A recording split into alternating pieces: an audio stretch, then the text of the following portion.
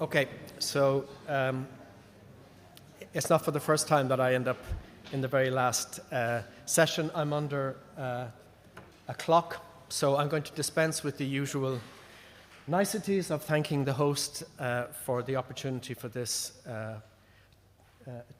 chance to give a personal reflection, and it is a personal reflection, so even though I'm a member of the Expert Advisory Board, I'm not speaking on their behalf. And literally, 5 minutes ago, I inverted the talk. As I said outside, I might do it. Because we have been inhaling the same vapors, and it's got to the point in the day when we're starting to repeat the same messages over and over. That's not a bad thing. It actually demonstrates that we're on the same page, or at least we're coming from the same place. So I want to start with a story. On Monday, 3 days ago, I was with an Italian postgraduate student whose name is Elisa, and we were examining fragments of bone from a 7th century reliquary that was discovered about 10 years ago during a well-intended but nonetheless illegal excavation at a ruined church in the province of Pavia. A man interested in local history and archaeology dreamt that his investigations and his discoveries might rescue his village. It's a familiar story. However, what I want to focus on here is Elisa's expertise, her seriousness, her professional integrity, her commitment, and above all, her conviction that this work, this career path that she is dreaming of, are important to the whole of society. A scientific exercise turned into a sacral one when we reminded ourselves that these are the bones of a saint, and that even today, being in the presence of saintly relics, not to mention touching them, is a moment of high religious sanctity, normally clothed in ceremony and the observance of rituals. It's a ritual itself of great antiquity. But there was another sacrament unfolding in Milan last Monday. The work of this young woman was, in its purity of grace and of spirit, sacramental. Notwithstanding the fluidity of values, the material we work on has been sanctified by history. It's the record of European and world history, and together with communities, we are the first-line custodians of the record of human history, and it's why work on heritage is sacramental. We bring to it the belief in the sanctity of the material and the sanctity of the work. We are all of us here united by the conviction that I'm trying to scroll down, it won't move. We are all of us united here by the conviction that heritage is an axiom of human society. It's a mirror in which we see ourselves and how we are in the world, our impact on it, and vice versa. An encounter with heritage, as we've heard a few moments ago, moves us to reflect on who we are. And God knows we need to do that now more than ever, as Penny so eloquently reminded us, an unexamined life is not a life worth living. I choose the word conviction rather than the customary word passion to describe our belief in the importance of heritage, because for as long as passion is the go-to characterization of heritage professionals and heritage advocacy, the ontological standing of heritage will remain out of sight. The existential cyclical process of heritage making, meaning making, will barely make it to the surface.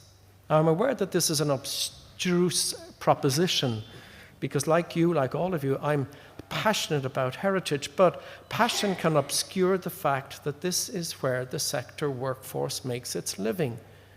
And you can't live off passion. So conviction is the mot du jour. Charter authorizes us to talk about heritage, job security, and money in the same sentence.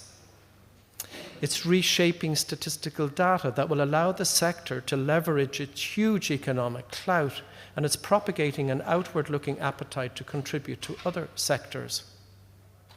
How do I reflect on a 4-year project with 47 partners in 5 minutes that are remaining. It's too early to say what the full impact of the Charter project will be. Suffice to say that people are already using Charter to leverage change, and they will continue to do so in the years that come. And as long as the change they seek stems from the thinking and the spirit of the project, it will be going in the right direction. We heard this morning, for instance, that Amilcar Vagras will be using the recommendations to guide the new management plan for Casa Bayor. The Charter project may have focused on the needs of the sector, but the reality is that it's been guided by the principle of societal dividends, on social democracy and what's needed to make sure that society gains the very best that it can from the heritage, and vice versa. This junction, this space where society and heritage meet, is where our sector resides. The project recognizes that while remaining faithful to its canonical principles and traditional skills and expertise, the sector must be adaptable enough to shape itself to fit those spaces, even as they assume different geometries from one jurisdiction to the next, and even as they are in constant evolution. Contemporary culture, as we have learned, is a moving target. That's in fact how it should be. But the reality is that the rate of change is now exponential. And there are new accelerants, such as climate change, artificial intelligence, and a geopolitical landscape that feels eerily like the 1930s. Every sector is struggling to keep up, especially the education sector, which is of specific interest to the Charter project, because shaping the sector means also shaping the attitudes and the disposition of its members. Both heritage and education have undergone comparable shifts over the last 30 years, from filling young minds with canonical, there's that word again, truths, to today's mantra of cerebral Pilates, training minds to be flexible, stretchy enough to embrace new realities, discerning enough to tell the truth from fabrication, and brave enough to stand up for what is right. In a well-functioning heritage ecosystem, there's no gap. Society and heritage meet seamlessly in a cycle of co-creation. For most communities, however, that remains an unfulfilled promise, because heritage ecosystems routinely lack important linkages. In Charter parlance, these linkages are called functions, and there are 6 of them, as you now all know. And if they're working harmoniously, the social resource that is heritage is performing as a circular value chain. The potential of this new way of modeling the heritage process, and indeed the heritage sector, will be realized over time. I'm convinced of that, as it's applied and begins to permeate how the sector is perceived, and, importantly, how the sector perceives itself.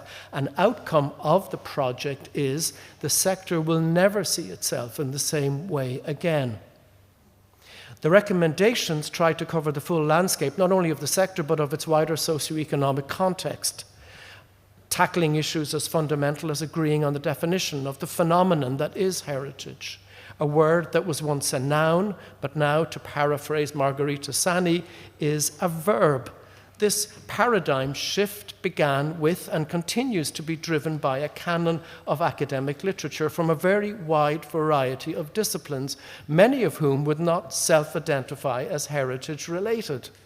This thinking is reflected in some policy documents and declarations if you know how to look for it, but a deeper dive into the literature is recommended for all, because here lie the epistemological foundations of our thinking.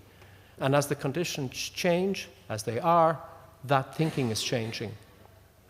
Reflecting on the paradigm shift, therefore, Charter chose not to produce a typology of heritages or a classification of heritage practitioners, but to focus on heritage per se, which is not just the common ground or the common denominator, but it admits into the conversation full disclosure of the public dividend.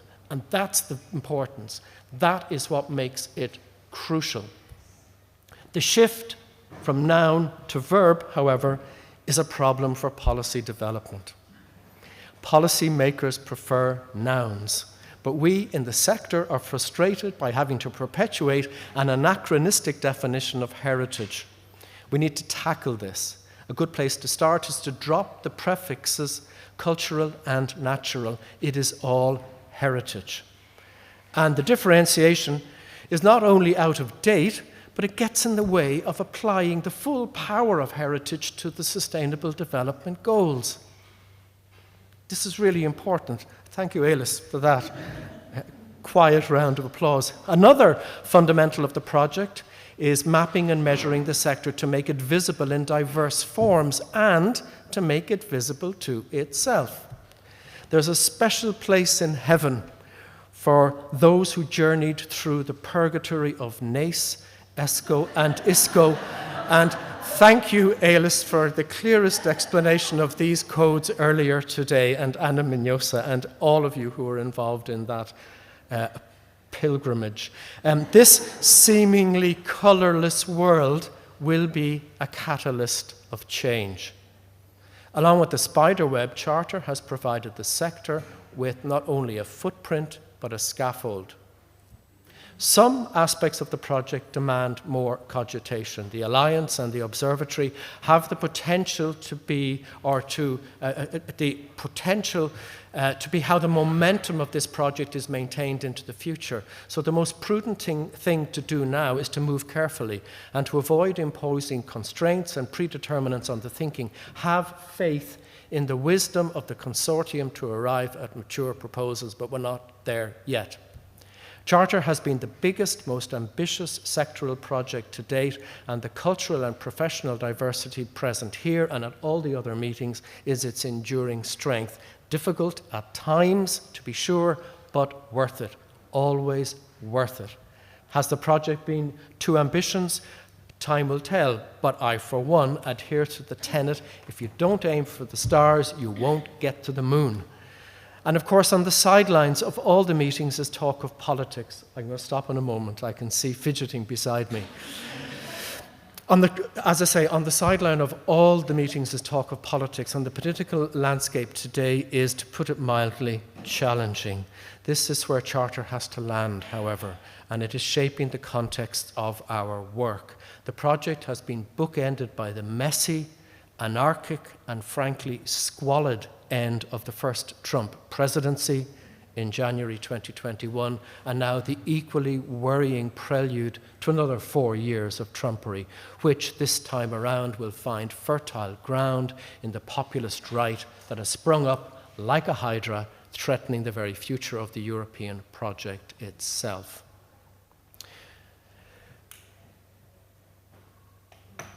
If policymakers want our sector to prop up, to rescue even the European project, as clearly articulated in the Namur Declaration, by making heritage a positive force for unity and togetherness, they simply have to match words with actions. Grow the support for traditional areas of heritage practice and start directing resources to the creation of real jobs, and build a lasting infrastructure in the spaces where heritage and the public interact. Gone are the days when we can leave the public to figure it out for themselves. Heritage is too volatile a substance for that. The sector, and it is a sector, has stepped up to the Faro contract, but finds itself starved of the resources to honour it. Thank you.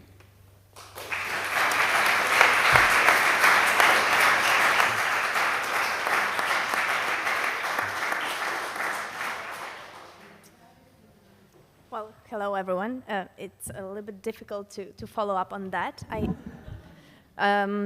First of all, for those who don't know me, my name is Jasna Popović. I'm secretary of ESACH, which is a European Student Association for Cultural Heritage. And I do have to thank you for inviting us and also for giving us this such a privileged position to be second to last to talk and to sum up a little bit the youth position and the youth views on everything that you have been doing for the last 4 years. I will try to be very brief and very practical. There are a couple of points that we, since 2017, it's the year when the network was formed, have been trying to advocate, and they are very, very much aligned with everything that the Charter is doing. First of all, it is the position that youth is not fighting for youth alone, but it's fighting for the future of the sector.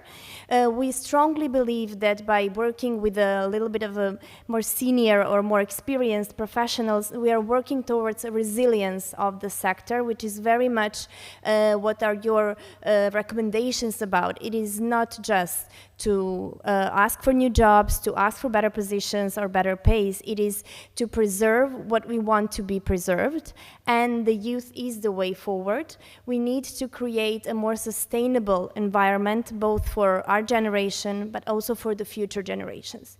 If you think about it, we are the network that says that youth is until 35 years old. Think about IT. In 35, you're a 10-year experienced professional, right? So there is a problem within the sector that it's making a little bit more difficult for younger people to enter, and we've discussed this and we've heard so many examples today from the museum here in Barcelona. So for us, the way that Charter advocates, especially to the 5, 6, and 7 recommendations for the continuous learning, but also for informal and non-formal learning, are particularly valid because we are coming from such a diverse career path. Myself, I'm a lawyer.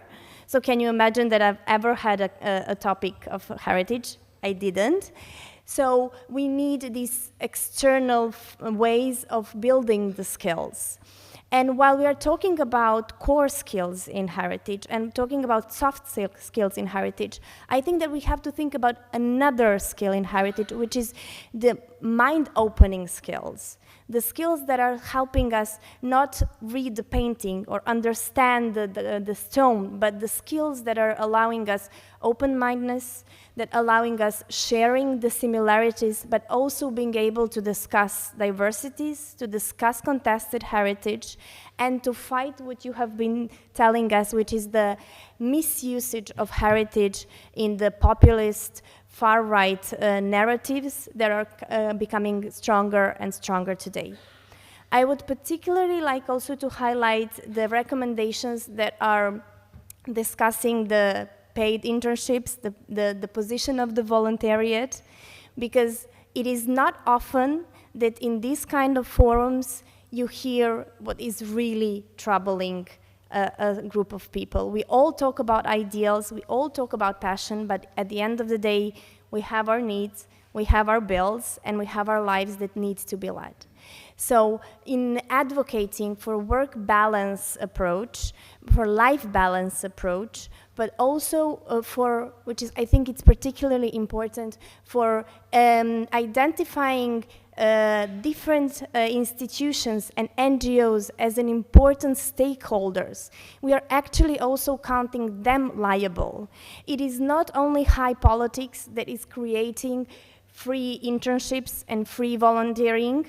It is the practice that is being also then passed on smaller institutions, public or private sector stakeholders. So I believe that, together with what you've come up in the Charter, this is only the beginning. I understand that for you, it's a little bit sign of a relief that you're ending this, and I'm as well. But for us, I think it is now to see how much we can actually absorb of what you said and what are the ways that we can implement this, because at the end of the day, we have to move forward in the sector, and interdisciplinarity, cross-disciplinarity are the way forward. And one sentence, and this is because I am from where I am, I'm from Serbia, I would very much like to have strong emphasis on the EU level policies to strongly encourage EU neighboring countries to be part of all of these procedures. We need to open EU, and we need to understand that cross-border actions, very much in heritage, are the way forward if we are going to preserve the values of democracy and the values that Europe stands for. And we then are, tackling this misusage of heritage that is being, ever more present with the far-right policies. Well, this is it, and thank you in my language. Hvala veliko.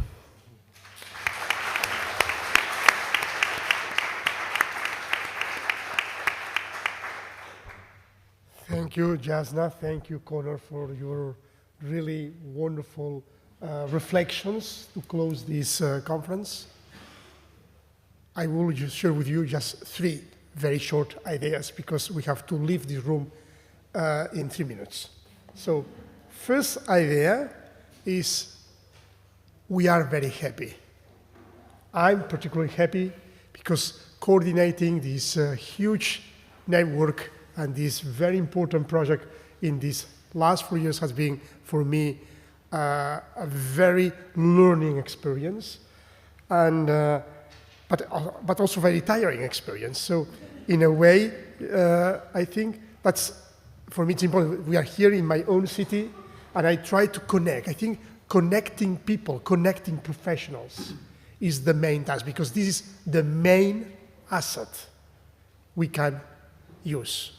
People. The project is not finished yet. We still have to finish things, and we are totally concentrated in the building the alliance and the legacy, working with other stakeholders, trying to transform this paradigm shift that Conor was talking about in order to go ahead.